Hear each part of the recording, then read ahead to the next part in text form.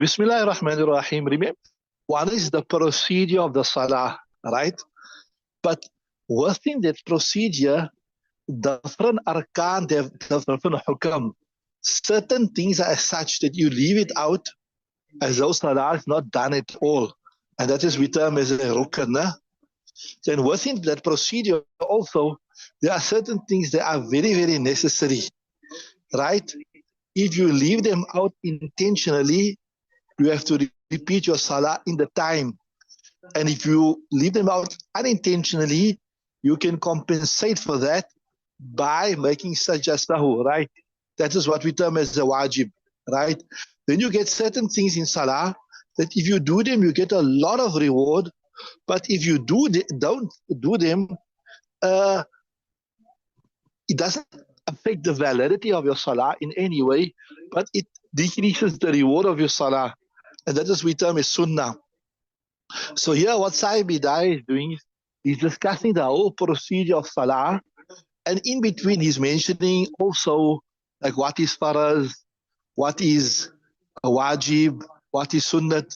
So we discussed this. If we go back, we discussed, remember we said the takbir-e-tahrima, that is according to Hidayah Sharif. I was just checking there in Kuduri Sharif, they say it's a rukn. It's part of the salah. But according to, so there seems to be ikhtilaf in the Hanafi madhab itself. Here in Hidayah Sharif it mentioned it is a shart of salah. Remember we said the shart of salah. So that is like what we say, if it's not done, the salah is not valid at all. Then you add the sana. We discuss that subhanakallahumma bihamdika. That is also, we won't say that is wajib. We say that is sunnat. Then the ta'awuz, a'udhu billahi minash shaitanir rajim, bismillahir rahmanir rahim. That is also sunnat. If a person leaves it out, we won't say the salah is not done at all. We say salah is done, but you get a lesser reward. Now we're coming to something that we haven't. So far, thus far, we discussed faraz. If anybody don't understand anything is not clear, please, they can let us know, message, let us know. So we discussed faraz so far, that which the salah is not, or faraz or rukn. Okay, we discussed shurut, those things that has to be found before the salah. If they're not there, the salah will not be done. Then we discussed also rukn, according to some in the Hanafi madhab, we can say the takbir-e-tahrima, to take you from a non-conditional salah into salah. According to some riwayat, it is a shart, it's before the salah. According to some riwayat, it's a rukn. Then we say sastana and ta'awuz and bismillah, these are sunnats. If they are not done, it doesn't affect the validity of salah, but it's a great deprivation of reward. Now we can move into something we haven't discussed yet, and that is wajib. And I told you what's the law of wajib. Wajib is this, that if you leave it out intentionally, you just lazy, whatever, then if the salah time is not out, you have to repeat it in the salah time, right? And if you left it out unintentionally, for example, you forgot to recite Surah Fatiha in the first two rakats, you forgot to recite it, then what you have to do, you can make sajda to compensate it. So here now for the first time, we're going to discuss the wajib things. So Bismillah ar-Rahman ar-Rahim. ثُمَّ يَقْرَأُ فَاتِحَةَ الْكِتَابِ. You have to recite Fatiha al-Kitab, which is the whole of Surah Fatiha, from Alhamdulillahi Rabbil Alameen till Waladhalleen, right? Then وَسُورَةً. So it is necessary to read the wajib. Like you have to recite a surah, any surah, like Kul Wallahu Ahad, Kul A'udhu Bi Rabbin Nas, etc., etc. Right? Or sometimes you don't recite the surah, then you can read أو ثلاثة آيات من أي سورة شاء, or you can recite 3 short verses from any surah. ثم نظر ثم عبس ووجد ثم نظر ثم أدبر واستكبر فقال إن هذا إلا سحر يؤثر. So this is wajib, right? I'll repeat this here, that to recite Surah Fatiha in the first 2 rakats of the Salah, or the first Salah, and to recite a surah. So there's 3 options here. You can recite, it's not mentioned in the kitab, but from other kitabs we learn, a complete surah, or if you don't recite a complete surah, three of the shortest verses, three complete verses, and there's also, it's not mentioned in Kitab, one long verse that is equal to three of the shortest verses. Is that clear, Luqman? You understood that? I'll repeat it again. So you get something which is wajib in Salah. Wajib means that if you leave it out unintentionally, you can compensate by making sajdahu. If you leave it out intentionally, then there's no compensation. You have to repeat the salah in the time. Yes, once the time is out, next salah time comes, is gone, goodbye. Your salah is done in a deficient manner, right? You're lost, right? So there's two wajib we're discussing here. One is to recite Surah Fatiha, and then the second wajib is to recite a complete surah. Or if you can't recite a complete surah, you recite minimum three verses of the three of the shortest verses of the Quran. And a third option is one verse that is equal in length to the three shortest verses. So both of these things are wajib in the first two rakats of Fardh Salah, right? Then they say في قراءة الفاتحة لا تتأين ركنا عندنا. The next ibara they were telling you, remember I told you, a rukn, a faraz is that which if it is not done, as though the salat is not done at all, right? So in simple words, if you leave out a rukn, or if you leave out a faraz, there is no way you can compensate for it. Not what says just now, nothing, as though you never even pray, right? So if a person leaves out a faraz in salah, or if a person leave out a rukn in salah, as though he was just going up, down, and kissing the ground and making some zikr. Are you with me? So now, when they say here that the recitation of Surah Fatiha, and I gave you the three options of a surah, is not a rukn. It is not a rukn. What does it mean? It means that if a person did not recite this, the salah will be done, but with a serious deficiency. Are you with me? So hypothetically, just now listen, to make intibaq or to fit that in, a person read his first rakat of Zohar namaz, he never recites Surah Fatiha, and he never recite a surah, or he never recite three of the shortest verses, or he never recite one long verse equal to three of the shortest verses, right? And he done it unintentionally, he can make sajda sahu. See, there's a difference between a rukn and a farz. If it was a rukn, he could not compensate for it. Was a what? Was a sahu. And say he left it out. He left it out intentionally. Now I'll show you the difference between if he left it out intentionally. We'll say that the salat has been done, but in what is a very serious deficiency. So you have to repeat it in the time. So if he doesn't repeat it, just look at me 1 second. Just understand the difference between a rukn and a wajib. If you left out a rukn, so it won't be written there in your book that Luqman has read his Zohar namaz. It will be written there in your book, Luqman has not read his Zohar namaz, because he left out a rukn, right? Now, if you left out a wajib unintentionally, you can compensate with sajda sahu. Now listen to this. If you left out a wajib intentionally, you were just lazy. So what must you do? You must repeat it in the time to compensate for that loss. So to understand the difference between this, if a person left out a faraz intentionally, as written there in your book, Luqman Lahi did not read Zohar namaz because he left out a rukn. But if he left out the a wajib thing intentionally, it will be written there, Luqman read his Zohar namaz, but with a serious deficiency. You understood? And because you left it out intentionally, you can't make sajda sahu. You have to read it again. So then it will be written, he read it, the first one was done with a serious deficiency, but he read it again to compensate for the deficiency. So you saw now the difference between leaving out a faraz and leaving out a wajib. I hope that's clear. So, right. Now in the next ibadah they're saying, فَقِرَاءَةُ الْفَاتِحَةِ لَا تَتَأَيَّنُ رُكْنًا إِنْدَنَا. According to us in the Hanafi madhab, the recitation of Surah Fatiha is not a rukun of Salah. It is a wajib of Salah. I hope I've been clear enough in showing you people what is the difference between a rukun and wajib, right?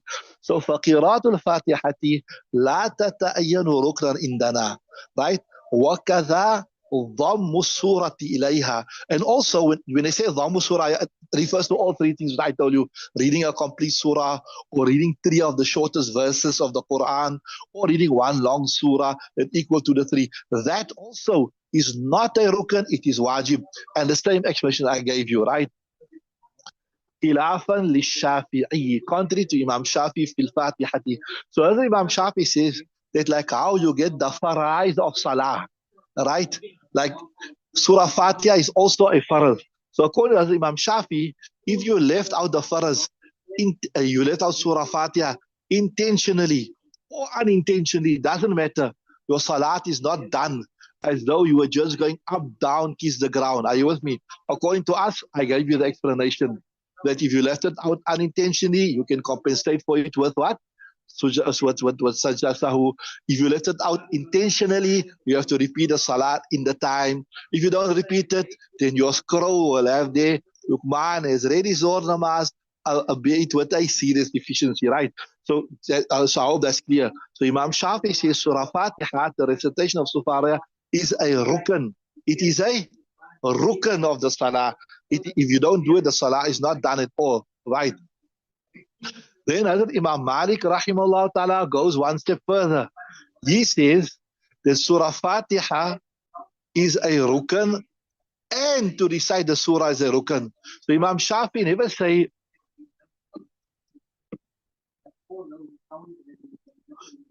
right, as Imam Shafi doesn't say Surah Fatiha is a rukn. As Imam Shafi say the surah is not a rukn.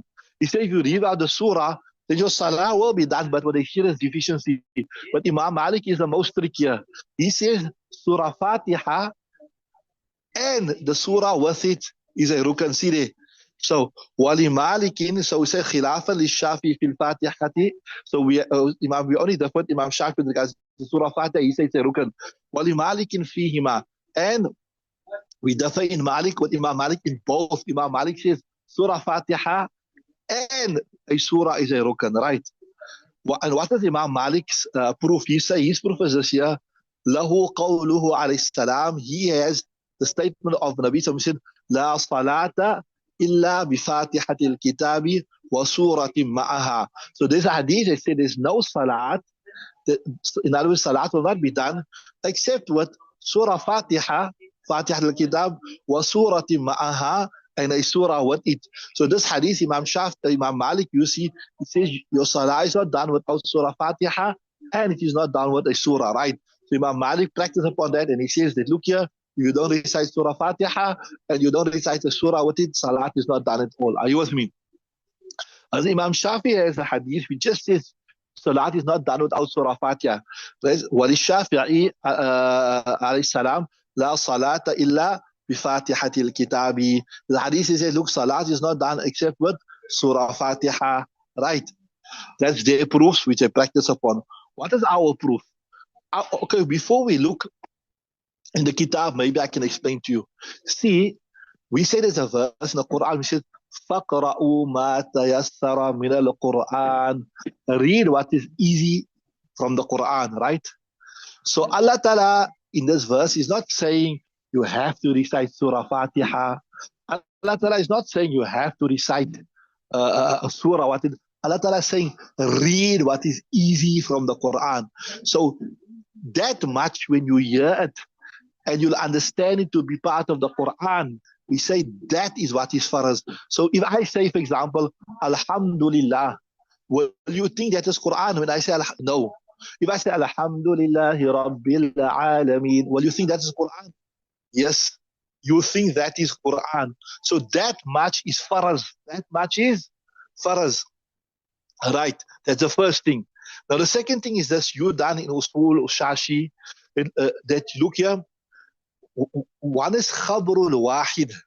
Khabr al-Wahid means hadith, but not so many people narrated it, right? So we say, look here, you can only establish faraz from the Quran or mutawatir hadith. What is mutawatir hadith? Mutawatir hadith are so many hadith, so many people narrate it. It's difficult to believe that they conspired to lie. You understood? That you done. So we say that farziyat, for something to be a rukn, for something to be farz, it can only be proven from the Quran, and it can be proven from what? This Hanafi usul, from mutawatir hadith. And if you look at here, the Quran, it is saying, فَقْرَأُوا مَا تَيَسَّرَ مِنَ الْقُرْآنِ. Read that which is easy. So we say that the most you can prove that is farz is to read what is easy. So this hadith which Imam Malik is using and Imam Shafi, we're not dismissing it. We're not saying, no, we don't practice upon it. We say, yes, we do practice upon it, but because it is not mutawatir, it is not the highest category, we say the most you can establish with it is wujub. You can't establish farziyat. You understood that? So I hope that's clear. For you, Luqman, it will be clear because you discussed this in detail already in Usul al-Shashi, but maybe for the online people, it may not be so clear. If you're not clear, just indicate to us. So we say that Quran, which is mutawatir, so many people narrated it, and hadith, which so many people narrate, which is inconceivable to believe that they conspire to lie. In the Hanafi madhab, you can only use that two things to establish a first thing. Like how the Shafis, they use a khabr wahid, and the Malikis, they use a khabr wahid to establish farziyat. We say no. The most you can do is you can use a khabr wahid to establish what? Wujub. So we'll say that the hadith that says you must recite Surah Fatiha and the hadith that say you must recite the surah, most we can do, we can establish from that is what? Wujub. And then there, you know what's the law of wujub? Wujub is if you leave it out intentionally, you have to repeat it within its time. If you leave it out unintentionally, you can compensate for it with a sajda sahu. Right? Now follow C. We say, Allah Ta'ala says in the Quran, وَلَنَا قَوْلُهُ عَلَيْهِ السَّلَامُ وَلَنَا قَوْلُهُ تَعَالَى, the same Allah Ta'ala, فَقْرَأُوا مَا تَيَسَّرَ مِنَ الْقُرْآنِ. Read what is easy from the Quran. So when you say, when will you call something Quran? I told you, only when you hear it, then you will understand it to be a verse of the Quran. In fact, the Arabic ibarat, I guess here, this is the Arabic, أَدْلَى مَا يُطْلَقُ عَلَى اسم القرآن. The least of what it will be made reference to as the Quran. Like I told you, when I say Alhamdulillah, that could be just saying, praising Allah Ta'ala. But when I say Alhamdulillahi Rabbil Alameen, now you definitely know I'm reading Quran, right? So Alhamdulillahi Rabbil Alameen, in simple words, that is the farz qiraat. To recite the whole of Surah Fatiha is wajib. To recite, like I told you, a surah or three of the shortest verses, and to recite one long verse that equal to three of the shortest verses, that is wajib. And again, I tell you the reason is because why? The compulsion of reciting Surah Fatiha and the compulsion of reciting a surah, this is understood from khabr wahid. That means few hadith, 2, 3 hadith, 4 hadith, 5 hadith. And in the Hanafi madhab, you cannot use khabr wahid to establish farziyat or rukniyat. The most you can establish is wujub. Are you with me? Is that clear? So,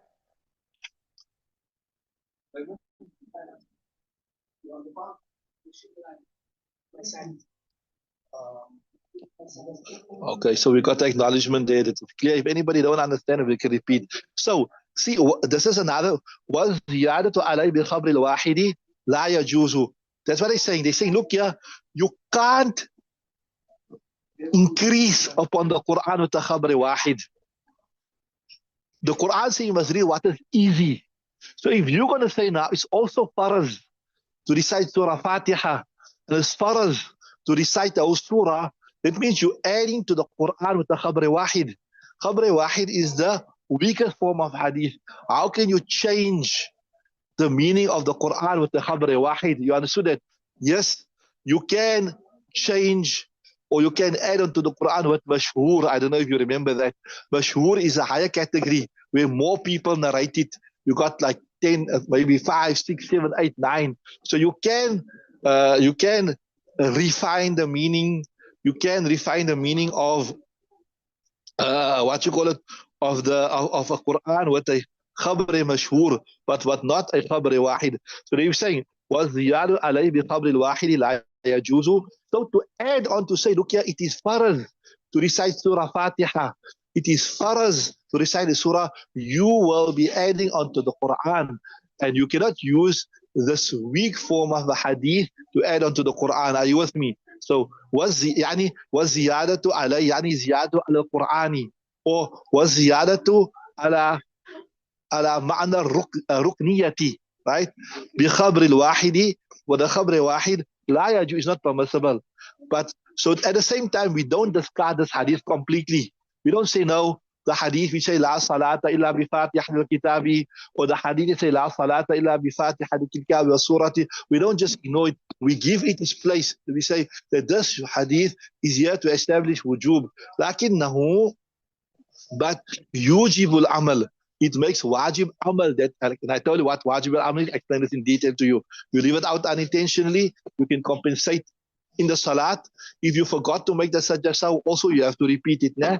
And if you intentionally left it out, and then it's necessary for you to repeat it. If you don't repeat it, then in your scroll it will be written that you left you done the action, you done this salah in an incomplete manner. So see there, we are not disregarding the hadith completely, or we're not ignoring the hadith completely.